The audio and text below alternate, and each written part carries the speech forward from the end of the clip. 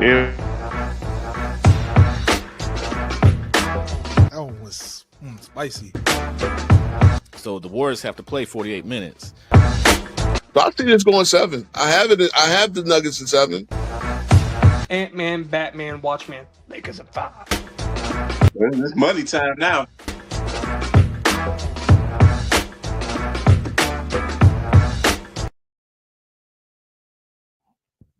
All right, what is up, YouTube, Twitch, and everything in between? This is the GoatCast podcast with King Speech Road, 10 Toes Down podcast, and we are going to have a live debate tonight. Hakeem Olajuwon versus Tim Duncan. This was brought to me earlier this week, and as a Duncan fan, I felt the need to represent my guy against a very respectable center in Hakeem Olajuwon, but I think Duncan is a greater player. So just want to say what's up to King Speech. How's it going? What's going on, guys? What's going on? What's going on YouTube streets? Yeah, man. We just came up with this. A lot of player comparisons out there. I think everybody's going for the obvious ones, right? The Jordan versus Kobe's and the Jordan versus LeBron. But yeah, we wanted to do this whole big man debate. As we everybody gets their tizzy about their top 10s and top 20s and whatever. And yeah, hey, let's keep it going. Let's keep the energy going. So you got two respectable big men. I'm going to do a concept debate later on, but I love the team debate. But this is one. This is one of the more interesting player versus player debates. I thought. Yeah, this is a tough one. Yeah, it's tough. It's splitting hairs.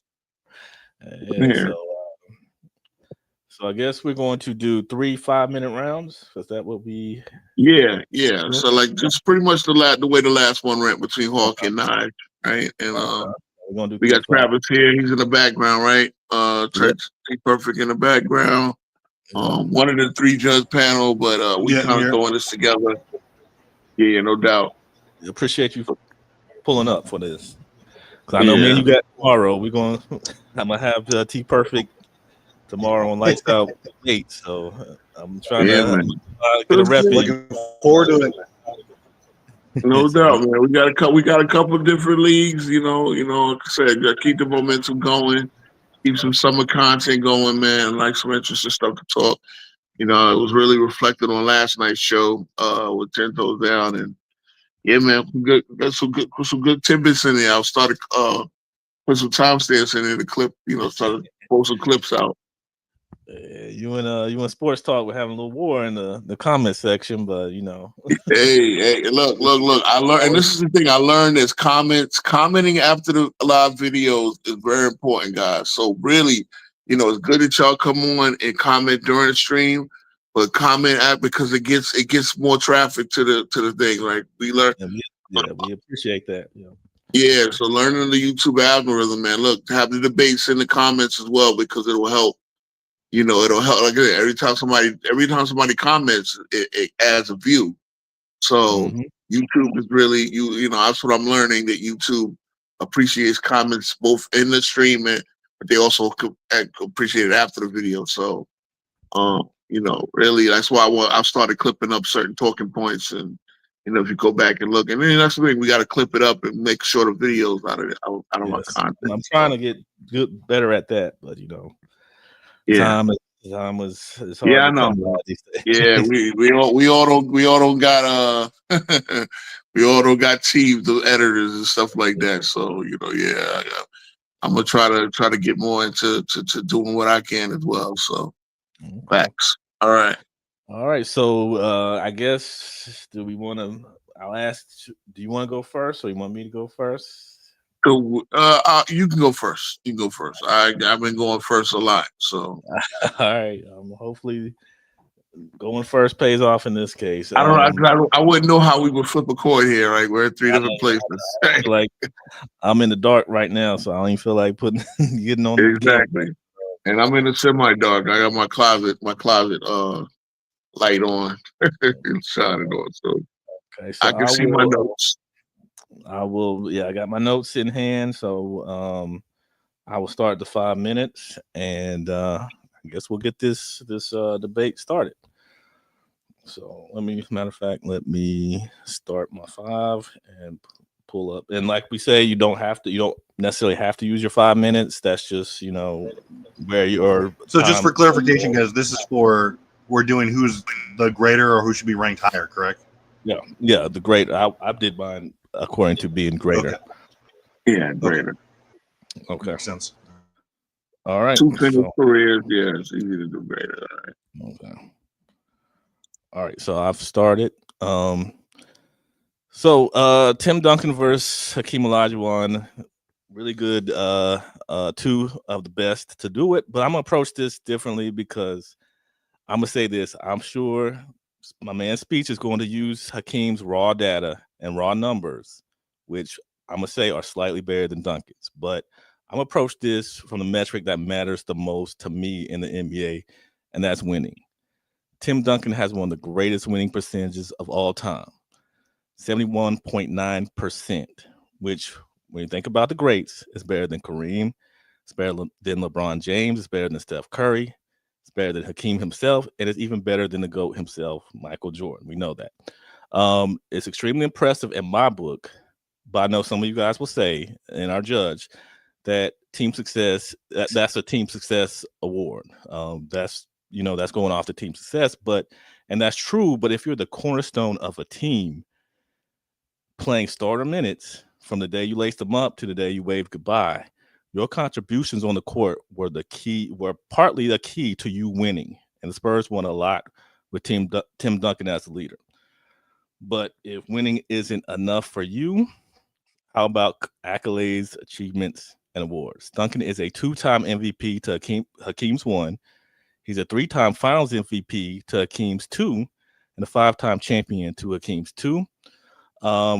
Let's not forget Duncan played 19 seasons. In those, he was an All-NBA first team 10 times out of his 19 seasons.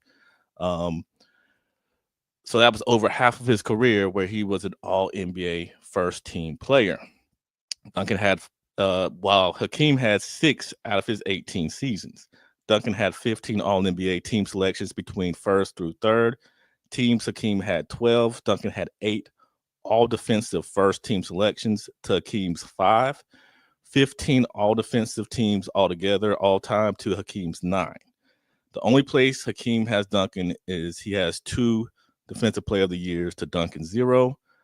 But I think that the fact that Duncan was able to sustain this throughout his career, he was still in all defenses in year 18, we'll bring that up later, trumps, 2 DPOYs. Tim Duncan, as we know, is widely regarded with very little question as the greatest power forward ever. So that title, while opinion, is shared by most of the media and the fans.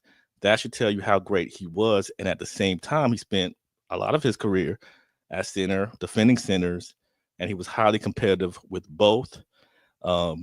And ultimately, some say Tim Duncan has never been the best player in the league during his time, but that's, to me, untrue because there's no real way to measure it, but MVPs and All-NBA first teams.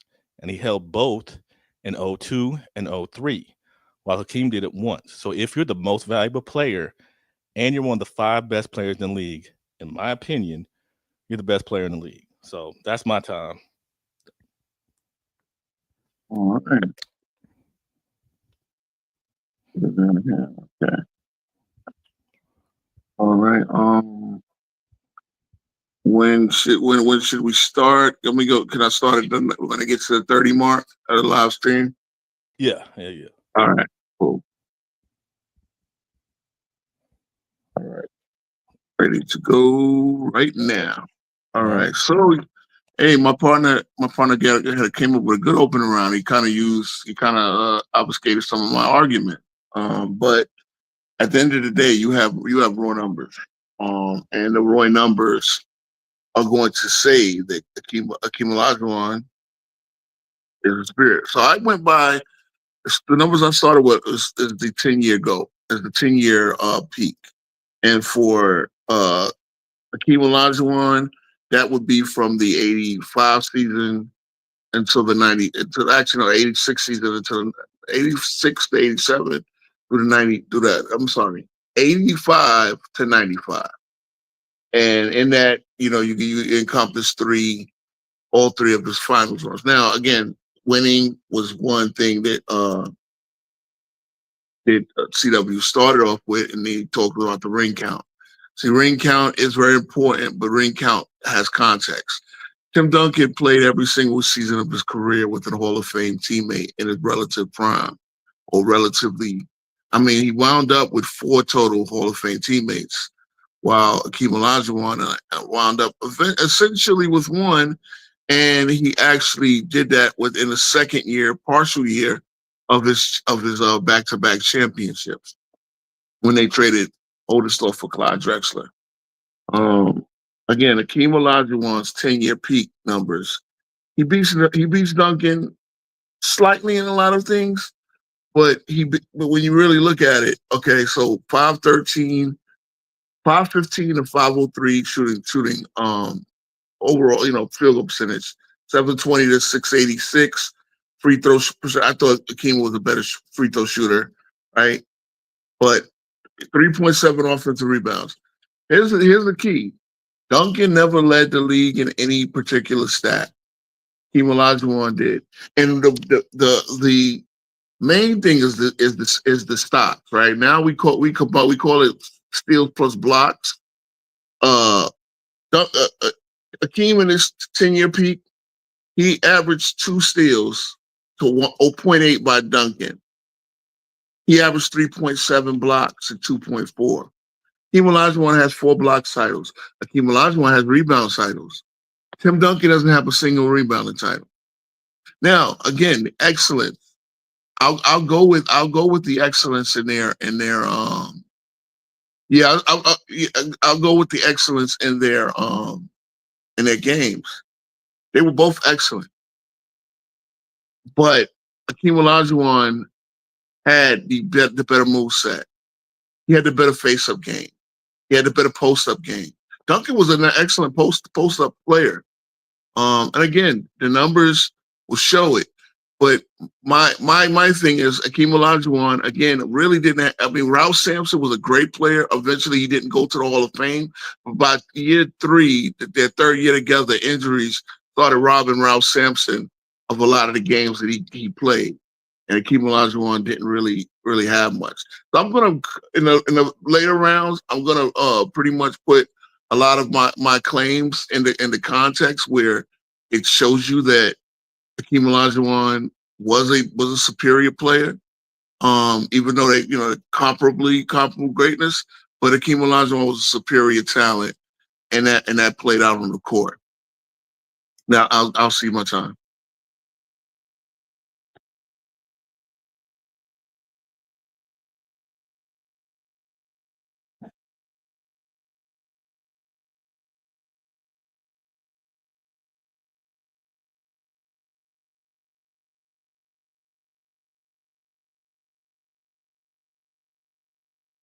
Can y'all hear me? Yeah, now we can hear you. I don't know if you were muted. Yeah, I don't know what was happening. Yeah, okay. So so you had about a minute and something left. So I'm about to start my time here at 14 minutes. Okay, so good first round. But let's keep on the theme of winning, and let's look at this a little bit with some era adjustments, because if we're being honest, Duncan played in a different era technically than Hakeem Olajuwon. But we're going to, like I said, we're going to keep up with we're talking about winning. So we'll talk about win shares, total win shares. Tim Duncan 206.0, Hakeem Olajuwon 162.8. So Duncan's total win shares were significantly higher than Hakeem Olajuwon, showing that he had much more impact on his team's success on both ends, offense and defense. Defensive win shares per season, Duncan outpaced Olajuwon slightly, around 5.6 to 5.2, and actually ranks second only to Bill Russell, who we historically believe is the greatest interior defender of all time. Let's talk about wins above replacement. That metric is mostly your top 100 possessions compared to the average player in the league. So we're going to bump it up to close to the current modern era. So Duncan's wins above replacement for offense is 108.1, defense 110.3. So the means between those is 109.2. Hakeem's offense is 79.5. For his offense, defense 93.3. So his means are 85.9. So Duncan, two-way excellence far exceeds that of Hakeem Olajuwon when you adjust it to the current era. So it kind of gives you a, somewhat of a peek into how he is. Let's talk about their offensive peaks per 75 possession scaled to 2019, 2020. Yeah, that's a bubble year, but we're still going to scale it to that. I believe Tim Duncan's peak seasons are 2002 to 05, and I will give him 07 as well, when he was, at his top form.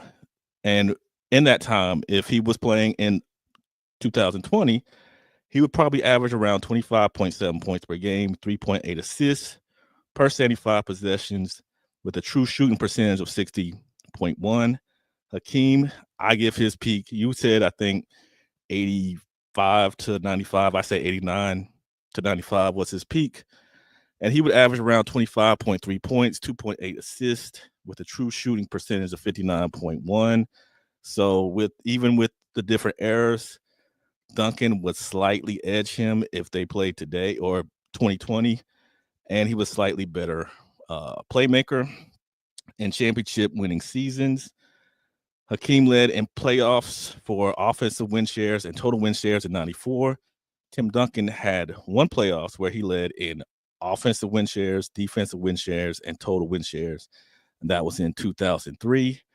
So if you compare the late 80s and 90s to the 90s, late 90s and 2000s, the slower pace meant Tim Duncan had fewer possessions to work and was still averaging almost close to Hakeem's averages. And continuing with advanced stats, not only with these, but Tim Duncan has a higher win share per 48 minutes, which tells you their impact on the court by the minute, had higher offensive box plus minus, slightly lower defensive box plus minus by only 0.2. Hakeem 2.5, Duncan 2.3.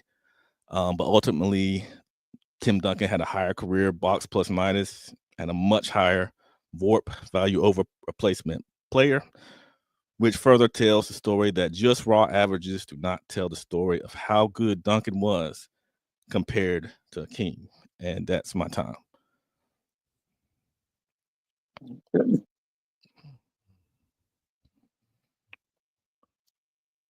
All right, I'm gonna start the 30-second mark, so I know.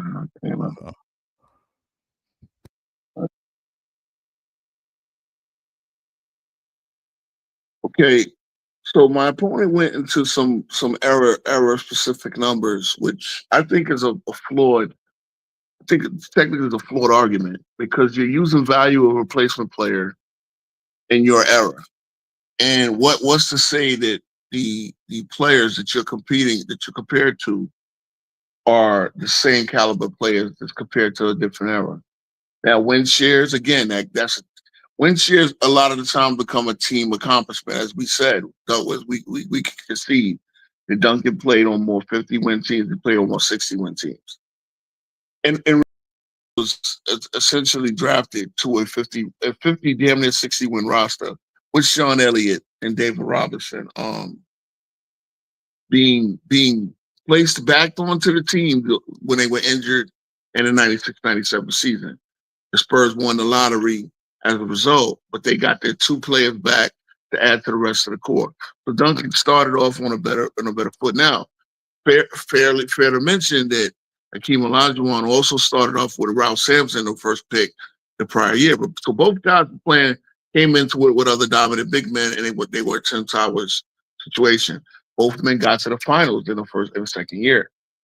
In the second year, he played the Rockets played the better team. in the 86 Celtics, who won 67 games. The Spurs played a banged up Knicks team with Patrick Ewing out with an Achilles, Marcus Camby hobbling around on a twisted ankle. Having Chris Dudley at center versus having Robert Parrish at center. Now, remember, the Rockets were the only team to take 2 games from that Lakers team. I mean, from that Celtics team. And you're talking about some great teams. You're talking about the Sidney Moncrief-led Bucks that got swept. You're talking about the Jordan Bulls that got swept. Well, I believe they got the Bucks got gentlemen swept, I believe. But yeah, the Rockets took 2 games. Hakeem Olajuwon was dominant. Hakeem Olajuwon in his second year, despite only playing 2 rounds of the playoff, led the total playoffs in blocks. He had 43 blocks in 10 games. Again, the blocks numbers with Hakeem. Hakeem Olajuwon is the all-time leading blocks per game.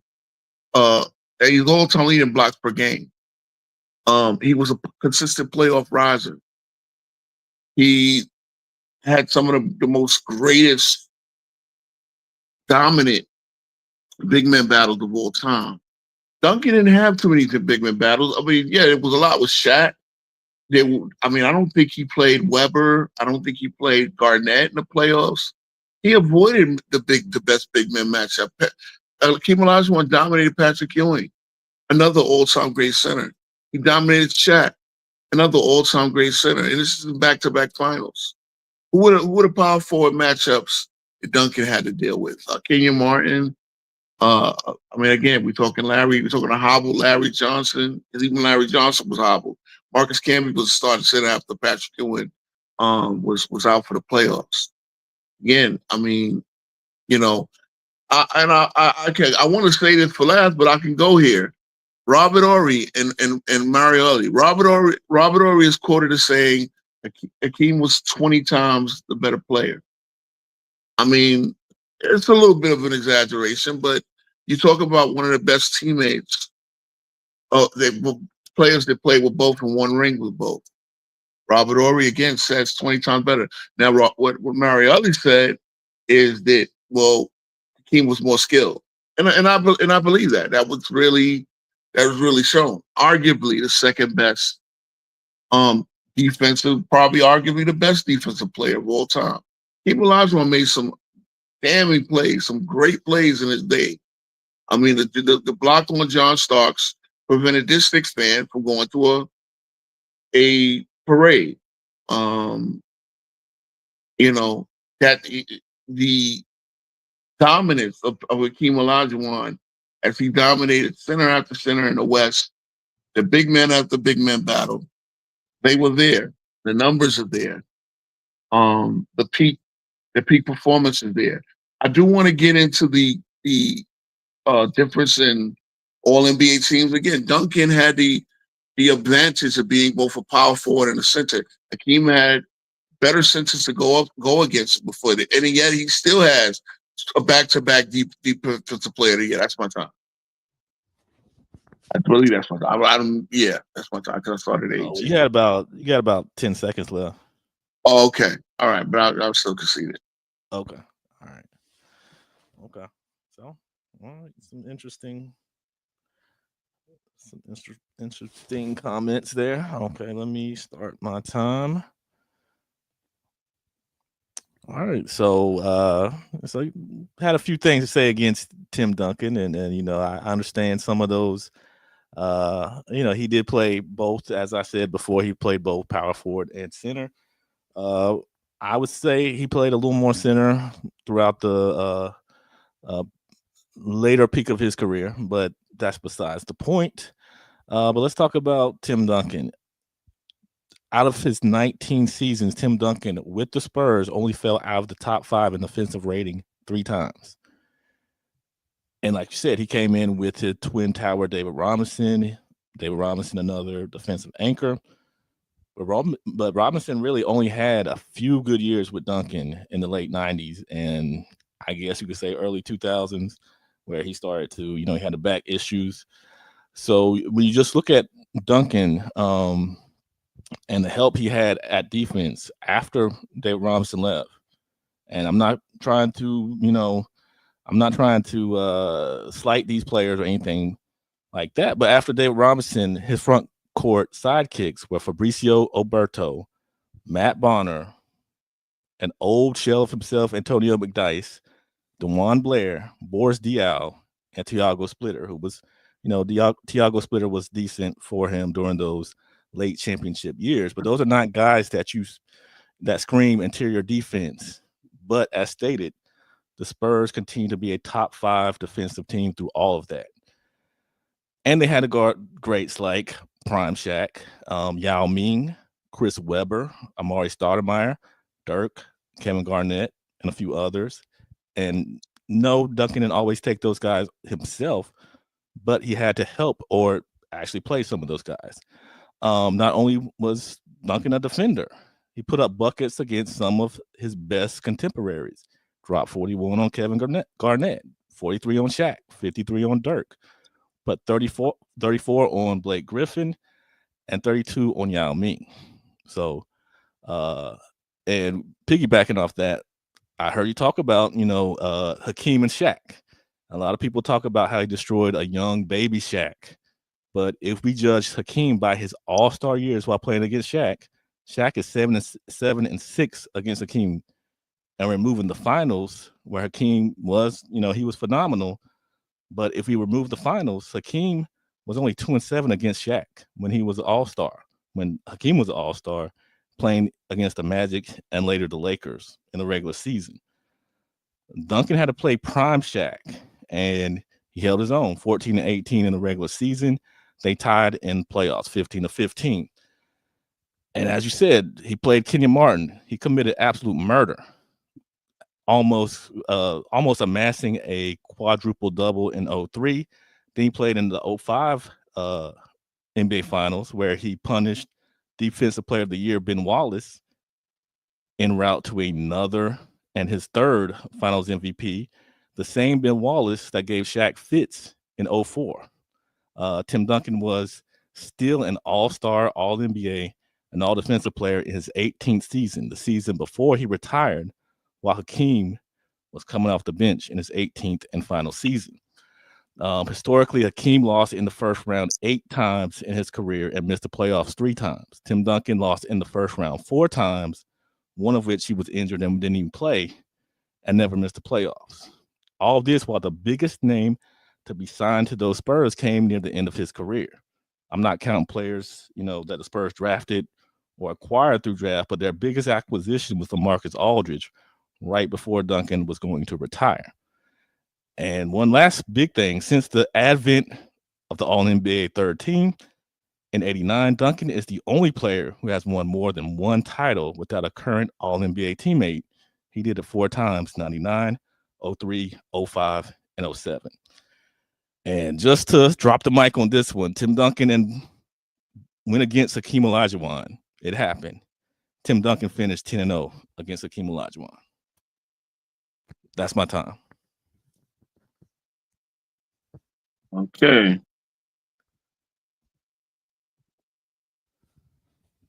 Now, all right, I'm starting up about. All right.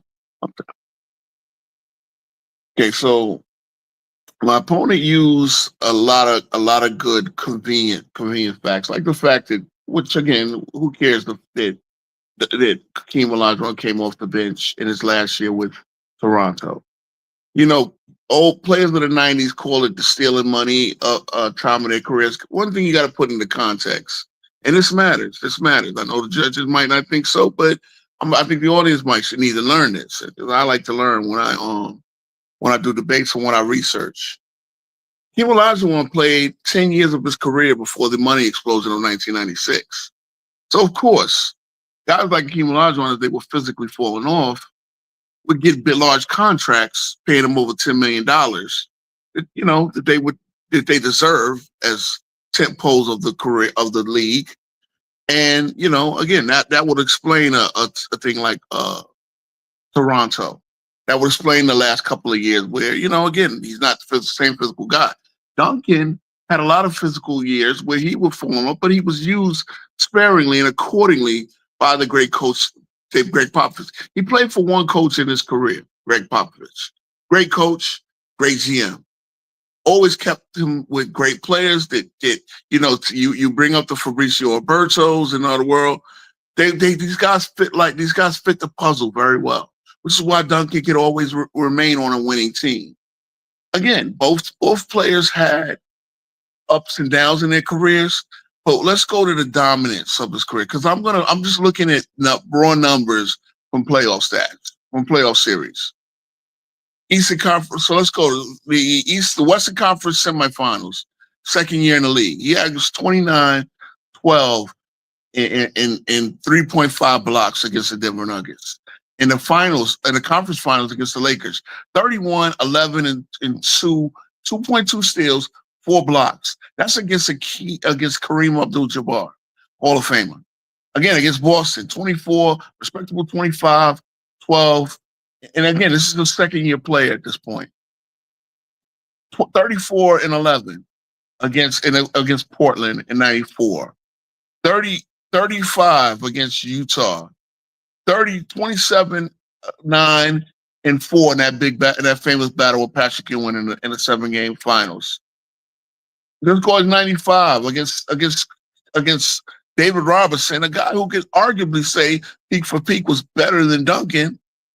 A big brother of Duncan, he averaged 35, 12, and 5 assists, 4.2 blocks. You're not going to find many dominant playoff numbers. If you want to talk about a playoff riser, let's just in the finals, he averaged against Shaq. We talked about being 2-7 in regular season matchups. In the finals, he was 4-0, averaging 33, 11. 5.5 steals, 2 blocks, and 2 steals. 5.5 assists, 2 blocks, and 2 steals. In the championship series of his career, in the conference finals, he averaged a career 30 points a game, 10.8 rebounds, 3.9, 2 steals, and 4 blocks. In the finals, in 3 final series, he averaged 25, a 10.6, 3.4 steals, 3.4 assists, 3.2 blocks and 1.9 steals. These are dominant numbers. These are better than Duncan's best numbers. And again, we're going to use raw numbers, and we're not going to error adjust it because, in my opinion, and just by the names that Duncan played against, this was the better era. I've been asked to use stats to support that, but the names should tell you this. The guys that he played against in the playoffs, I'm sorry, they just were better than Duncan. Duncan was a very good player on a great team. Hakeem Olajuwon was absolutely dominant. Hakeem Olajuwon was absolutely poetic. And as I said, 2 guys that won championships with both of these guys, they both said that Hakeem was clearly better. One said he was 20 times better. He said, I guarded Duncan when I was with the Lakers, Robert Horry. Phil Jackson never called for a double team. Everybody had to double team with Hakeem Olajuwon. That's context. You can give me all the raw stats and value of replacements and things like that because it does. It would mean something if they played in the same era, if their primes were concurrent. Yeah, going 0-10 as his team was falling apart and as he was getting older. Duncan, that's the issue. Duncan never played against a prime Hakeem. He came that 1 year a little too late to find the prime Hakeem. And unfortunately, we'll never know what they were going to have there. Sorry about that. All right, that's Tom. All right. Oh. That was good. I had fun with it. Look, I was trying not to be number centric. I was trying to spit off the dough. This is tough, bro. It's tough. Yeah, it was tough to come up because, like you said, his numbers were better than Duncan. So it was hard for me. I had to figure out a way to kind of get around it. I get it. And I had to get it, as you know, I had to get around the father too. Again, that's what it's basically what you appreciate. So we gonna shut up and let the judge say what he has to say. Travis, you on stage? Yeah. All right. Okay. good debate, and these are the debates I like because I personally have these players 4 and 5 myself. So it's a really close splitting hairs type of situation for me. And so this is one I really pay attention to because I like to say who's going to give me the more nuanced debate. Like who's going to say what's the team impact? Things like, sure, context is great, but first round, CW. I thought this was the weakest round for both you guys. I'm sorry for maybe both you guys, but CW talked about Duncan's winning percentage, which is a great thing to lead off with him as the leader. Talked about how accolades heavily favored Duncan, aside from the DPOY. Talked about how he was more consistent, longer in terms of accolades, things like that. Talked about some opinions being thrown out that Tim is the GOAT power forward by acclamation, which is fair. Rowe countered with, he talks about Hakeem's peak was better over a 10-year period. I'd like to have seen a little bit more. He did mention about how his number, he does trump Duncan as far as the peak goes in percentage, more steals and blocks per game, things like that. He did throw in, he has more, the blocks and rebounding titles, which I thought was good. And he also discussed slightly about how, kind of to offset CW's point about the Spurs having the winning percentage, where Hakeem didn't necessarily have the team makeup consistently that Duncan did. So I did give that round to Rowe just because I felt like he did come up with a little bit of a counter. He did give me some numbers and some context to that, basically, where if you're going to start off why your player is greater, then I want to see things like that. I want to see how do they compare head-to-head as far as numbers go, what was their team makeup like, how did their peak look like, and I don't want to just hear, hey, he was better with no information or anything like that. So I was looking forward to that, to the round 2. CW came out, I thought, with an incredible round 2. You talked about Duncan beats Hakeem in total win shares, really leaned heavily into the analytics. Shows that he had much more team impact, especially one of my favorite stats, defensive win shares per season. And I think that he really illustrated how Duncan had a far better impact on his team, analytically, winning percentage, things like that. He talked about even if you adjusted it per era, per 100, Duncan would still be slightly better than Hakeem as far as just a overall standpoint, as far as those analytics go too. Rowe came in and was talking about how the era argument is a little bit flawed, especially he was claiming that there were far better players in, especially at their position, I should say, than Duncan was facing in compared to Hakeem. Talked about how Duncan was off, got drafted to a better team. Hakeem was great in his team as well. They play off some, in blocks per game overall, which I thought was a great point. But I think that CW takes this around just because he gave me more tangible things. I'd like to have seen Rowe go into a little bit more of an explanation about, okay, great, error argument's flawed. Tell me more about how these players are so much better than what Duncan faced. Give me numbers, give me context, give me their accolades and achievements, not just names. Again, I happen to agree with you, but I'm going to need more than that. I can't just say, oh, great, he said David Robinson and Patrick Ewing. What does that mean to me if I don't know anything about those players? If I'm just a casual watching this. But I think CW gave me much more tangible things as far as that round goes, especially when it compared to his impact on the team, which I think is the most important thing when you're actually judging players. Strip everything away, accolades, achievements. What do they mean to their team? Okay, both these players meant a whole lot of their team, maybe the most in NBA history, honestly, both of them. But I think CW illustrated a little bit more, so I give the round to him. Round 3, I thought was CW's best round. He said the Spurs were top 5 in defensive rating 10 times through Duncan's career, and they were only fell out 3 times, which is a fantastic stat. And I debated Tim Duncan the other day, and that was a stat I used too. Robinson was only there a short time, which was fair.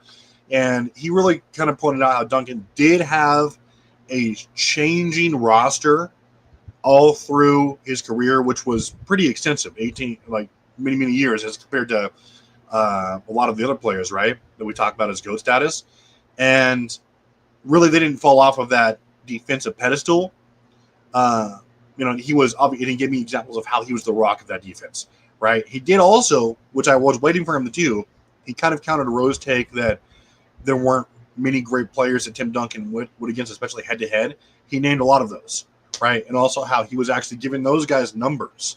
Talk about the Dirks, the Yao Mings, Shaq, things like that. And mentioned how Shaq was, he did mention how Shaq had a better record against Hakeem Olajuwon. Didn't really care about that, but he did mention that Duncan faced a prime MVP Shaq and was still an All-Star and All-Star All-NBA selection year 18, which is impressive, speaks to consistency, really. And also never missed the playoffs.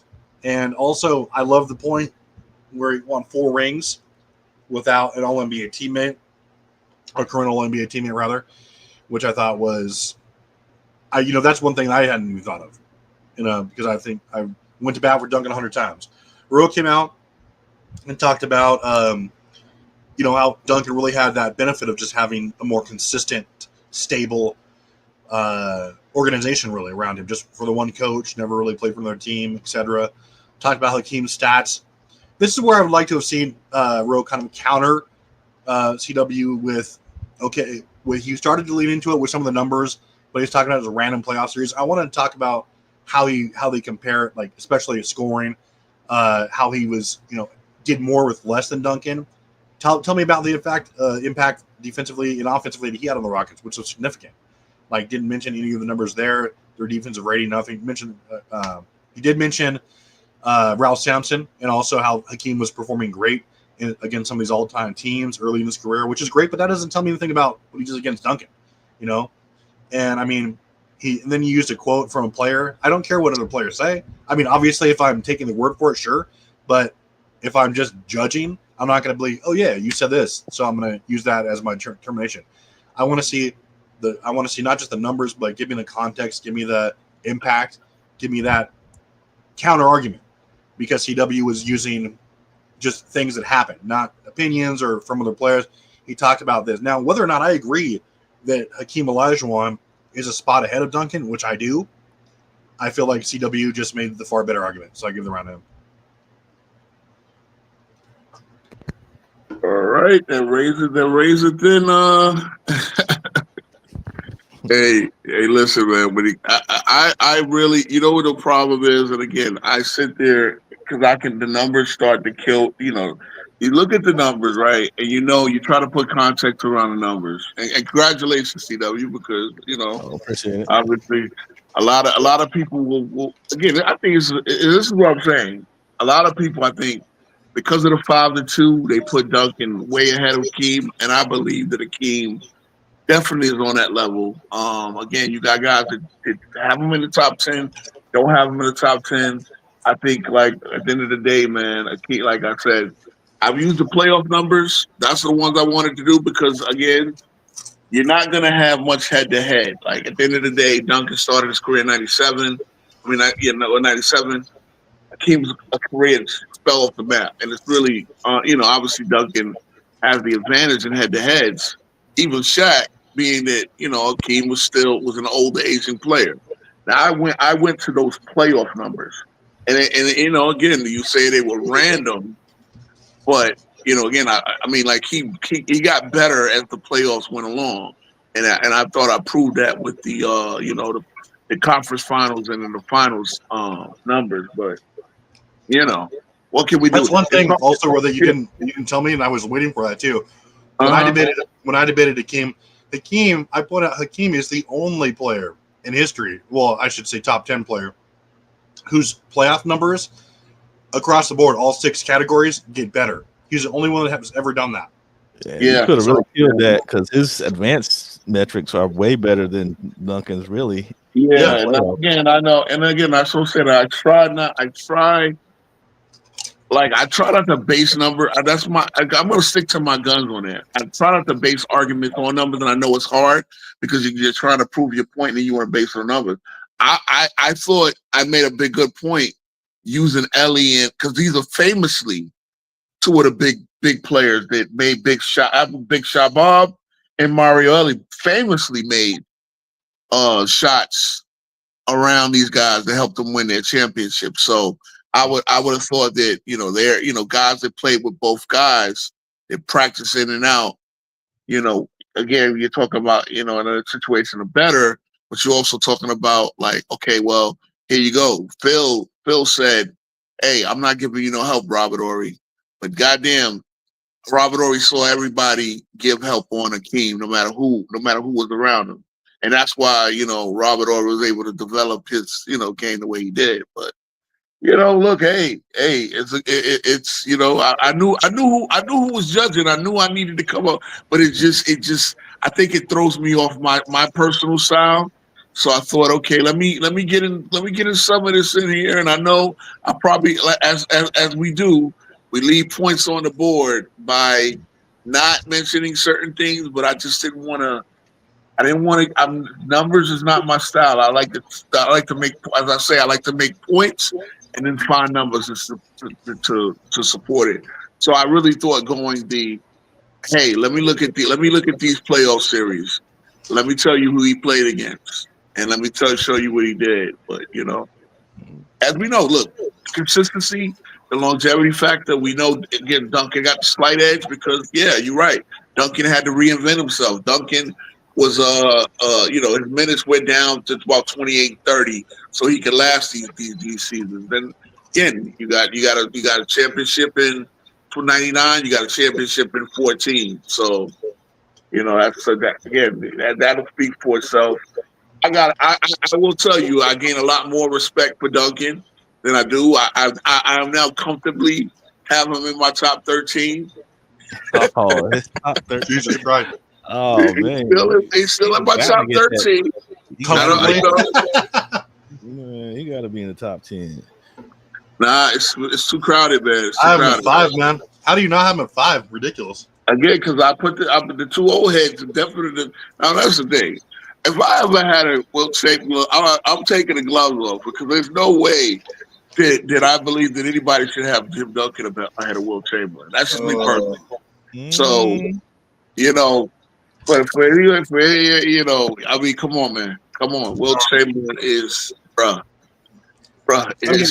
Wilt Chamberlain was so good. It was just that. I mean, come on, man. You put these two on the same court. Wilt Chamberlain, I mean, yeah, he was great, but it's just like, it's hard. Like I said, I don't rank them personally because they would be the GOATs, right? We all know that. Yeah. Like him and Bill. Because the numbers are so, and that's what it is. The numbers are so eye-popping, and then you're like, this is just video game shit. But the fact of the matter is, it wasn't a video game. They did that on the basketball court in Chuck Taylor's and canvas speakers. You know what I'm saying? You see Lowe's video about Hakeem's? I'm not Hakeem, but Wilt's 100. I did a video about Wilt's 100. Yeah, Lowe, he did a video on the broadcast of Wilt's 100.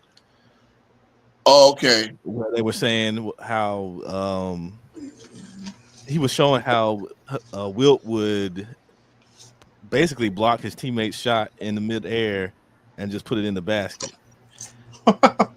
So yeah, and he had actual footage showing that he would just jump up and grab the ball at the air when they shot it. And that's crazy. I mean, because Wilt did have 3 teammates score 16 points. Now, all right, you think, okay, 16, but I think Paul Arizin, a couple other guys had 16 points. But again, you scored 100 and have teammates who scored in double digits, 3 of them at least. I mean, that's, I don't know. That again, they say that there's no film, no actual footage of the Hershey the game. It wasn't that game, but he was. Oh, it wasn't a 100-point game. Okay. No, it was just an example of how he would just, and it was he legit did it. He would just jump up, grab it with one hand, and just dunk it or bring it down and just lay it up. Wow. So in other words, they were putting up a shot, and he would get because you can't go to your own guy, but since he gets it. He puts it back. I mean, look. Yeah, because he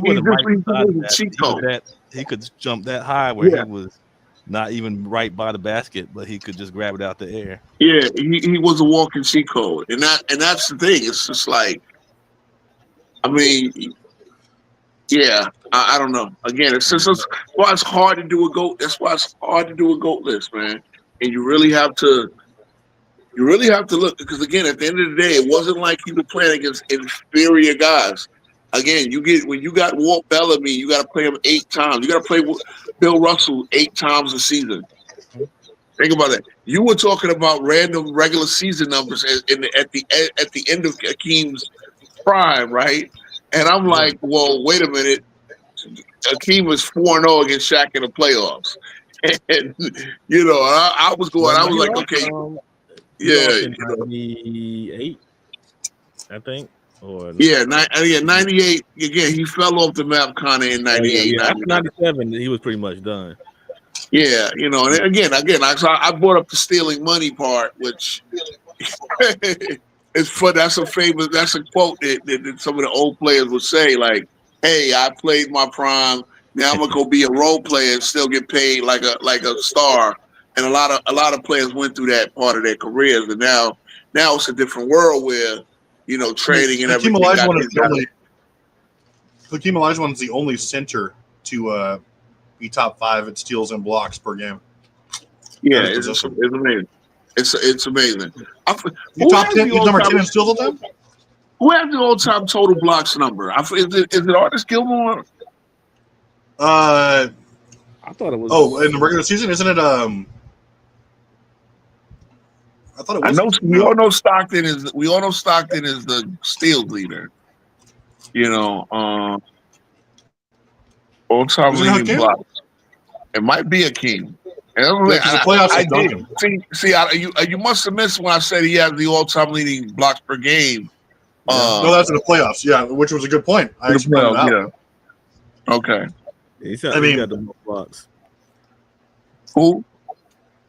Kareem. Yeah, Kareem has it by not Kareem, but Hakeem has it by a pretty good margin. Wow. Yeah, and I didn't even know that. Actually, it is kind of not fair because you got 4 years of Kareem's career where they didn't keep it yet. He has it by. Wow, I left points on the board. 500 in. Let's see if I can pull this up real fast. It's Hakeem, Mutombo, Jabbar, Gilmore, Eaton, and Duncan is 6. So Duncan respectively got to 3,000, and then Robinson and Ewing. And that's a look. Ewing got Ewing to have more blocks than Shaquille and Tree Rollins. That's a great number. Check this out, bro. Here's all the meat left on the bone, bro. This is me debating the other day for Hakeem to be a top 10 because somebody was saying he wasn't. I mean, so he's first in blocks. We're gonna see he's third all time despite playing. He's first all time in blocks in the regular season, right? He's third all time in the postseason despite playing just 45 postseason games. He's the only top 5 player in that category that didn't play at least 200 games. He's the only player other than Michael Jordan to be top 5 at their position in both blocks and steals per game. Hakeem is 10th all time in total steals. There is another center that comes in the top 50 in that category. He's one of 3 players to register a 200 steals, 100 block season. Only the 2 players ever being Mike and Scotty once. He's the only, again, 3 players to have at least 1 MVP, Finals MVP, and a DPOY. Others are Mike and Giannis. He's 4th all-time defensive win shares. For some context, he trails Kareem, who's number 3, by just 0.02, despite playing over 300 fewer games. Amazing. So he's the best, and that's the thing. He's the best recorded defender. See, the best stat recorded defender of all time, in my opinion. And then you have Russell, who's arguably the best defender of all time, but stats weren't recorded to support it. So I mean, again, and it's funny. I should have looked those numbers up. I've been trolling in your former group, right? In the group they used to have you as moderator. Good. And I've been sitting there numbers. I love my numbers, but I've been looking for so many numbers to especially those Olympic numbers and all of that, But it's funny because I was getting at about LeBron having the bronze in not in 04. We all know that Larry Brown didn't play them, but 06 when they had the bronze and they lost to Greece with a total of zero NBA players. Like Giannis was 11 years old.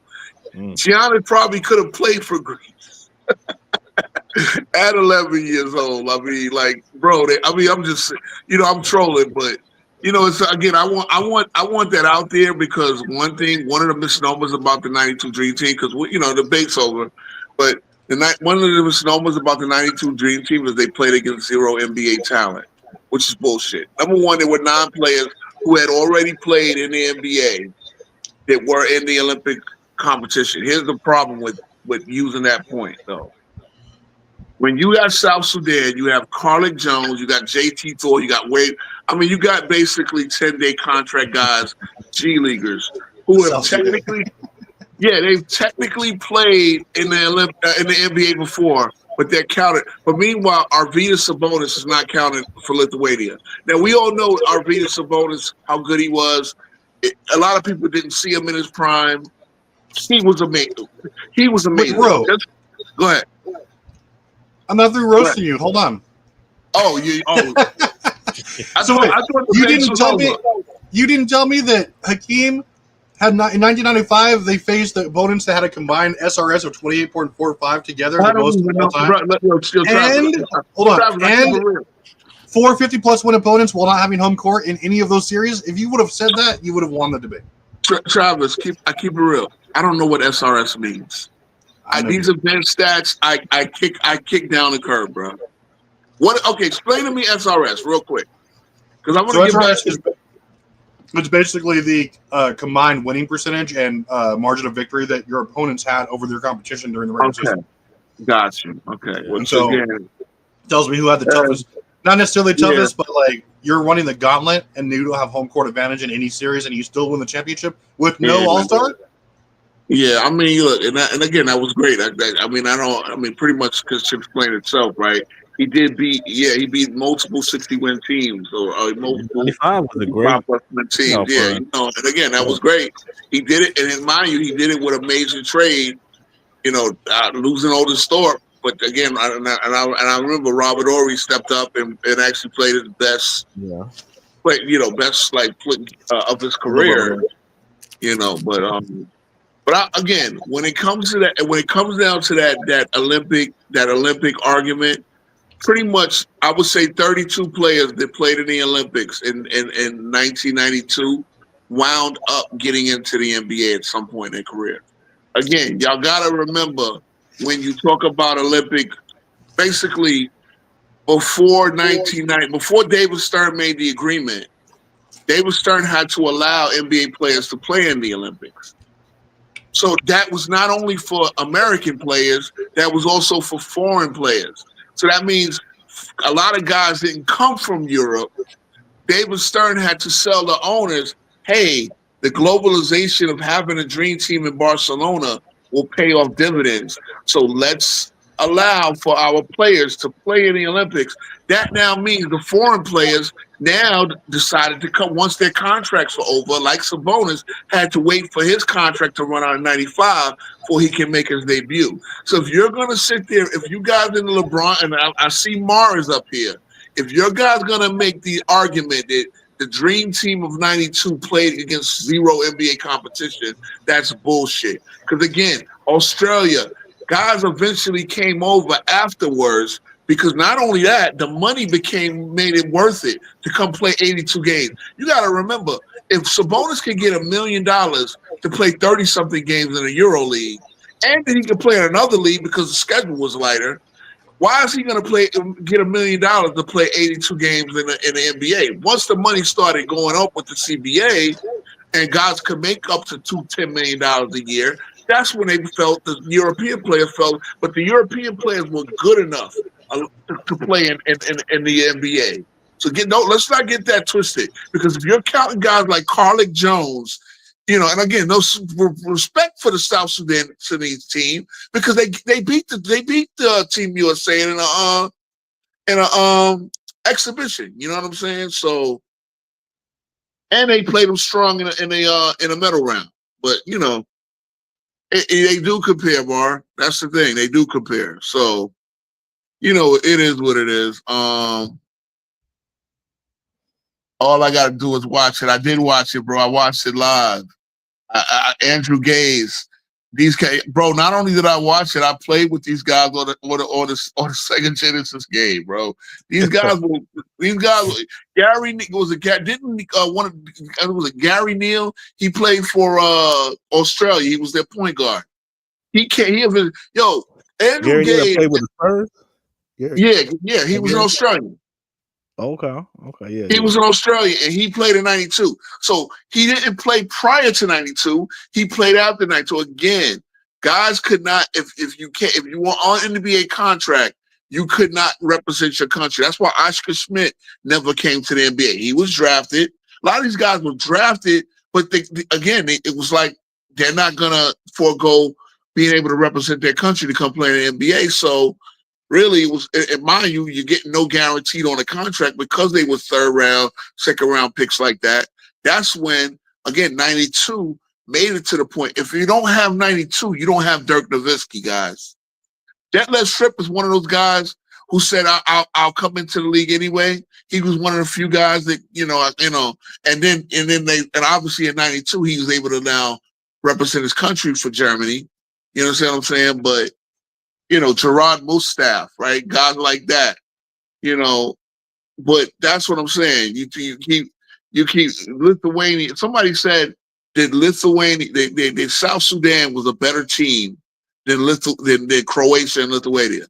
You telling me a team with Tony Kukoc, Dino Raja, and it was another center that played in the NBA too. And Drazen Petrovic was better, wasn't as good as South Sudan. Because they had Carlick Jones, who played in Korea 12 games. Dude, South Sudan is the best team ever assembled. Say again? South Sudan could beat the 2008 Redeem team. Hey, the best team that don't have a home gym that has to go to another country to do an indoor practice. The best team ever assembled. I mean, look, Luol Deng, props to you, brother. Luol Deng is taking his NBA earnings and running the whole South Sudanese NBA program, basketball, Olympic program, right? Or national team program. This team beat LeBron and these guys in a goddamn exhibition. But y'all want to talk about? Hold on, they want to talk about Dream Team losing to college guys. When four of those college guys, Jason Kidd, Chris Webber, Ronnie Rogers is one of them. He's not in the Hall of Fame, but Grant Hill. Jalen Rose, these guys, come on, bro. This is the college kids that they lost to. They didn't lose to a kind of team. I'm sorry. I'm not trying to make fun because the situation in South Sudan is crazy. And shout out to Luol Deng for running that. He made a lot of money in the NBA, but he's running the whole program. Dude, if that team had prime Larry Bird, I would pick them to beat 2018. As it was, though. Probably take man. Listen, I guess talk Olympic history on the next. Again, I gotta. Yes, they did. They beat them in the exhibition, not the real tournament, but they beat them in an exhibition.